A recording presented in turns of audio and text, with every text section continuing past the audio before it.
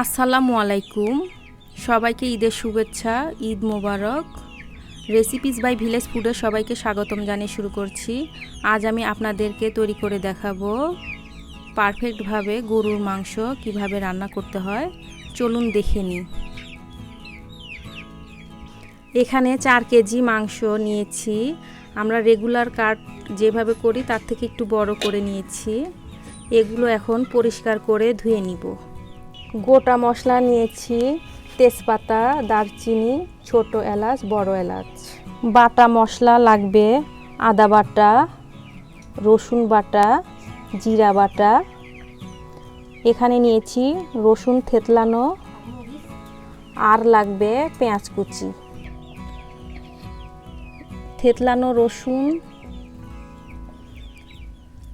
জিরা বাটা,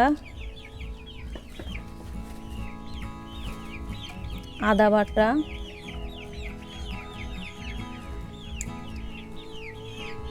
রসুন বাটা,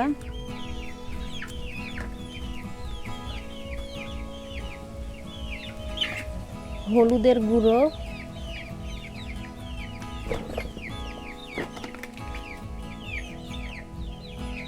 মরিচের গুঁড়ো। ঝালটা আপনারা যেমন পছন্দ করেন সেই অনুযায়ী দিবেন। এখন দিয়ে দিব স্বাদ মতো লবণ। পেঁয়াজ কুচি দিয়ে দিব। দিয়ে দিব গোটা মশলা, এলাচ, দারচিনি, তেজপাতা সব কিছু।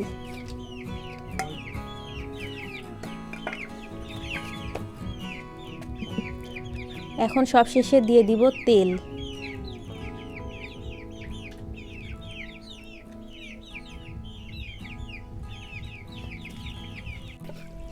মাংসটা যত ভালোভাবে মাখানো যাবে ততটাই স্বাদ হবে, এই জন্য খুব ভালোভাবে মাখিয়ে নিতে হবে।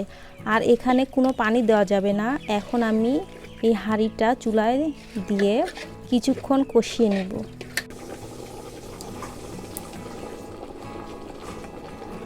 চুলার জালটা মিডিয়াম রেখে এইভাবে কষিয়ে নিতে হবে। বলক চলে এসেছে।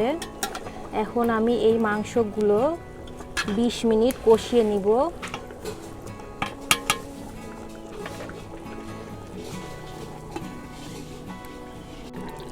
ফিরে এলাম 20 মিনিট পর। মাংসটা খুব ভালোভাবে কষিয়ে নিয়েছি। আর পানিও দেখেন কতটা বের হয়েছে, পানি দিতে হবে না। এখন এইভাবে মাংসটা সেদ্ধ হওয়া পর্যন্ত নামিয়ে নিব। তৈরি হয়ে গেল খুবই মজাদার গরুর মাংস ভুনা। রান্নাটা হয়ে গেছে, আমি চুলার থেকে নামিয়ে নিয়েছি। কালারটা কত সুন্দর এসেছে দেখতেই পাচ্ছেন। আর কুরবানির মাংসে আল্লাহর রহমত বরকত একটু বেশি থাকে, এই জন্য খুব সুন্দর হয় অল্প সময়ে। দেখার জন্য সবাইকে ধন্যবাদ। আজ এই পর্যন্তই। সবাই ভালো থাকবেন। আল্লাহ হাফেজ।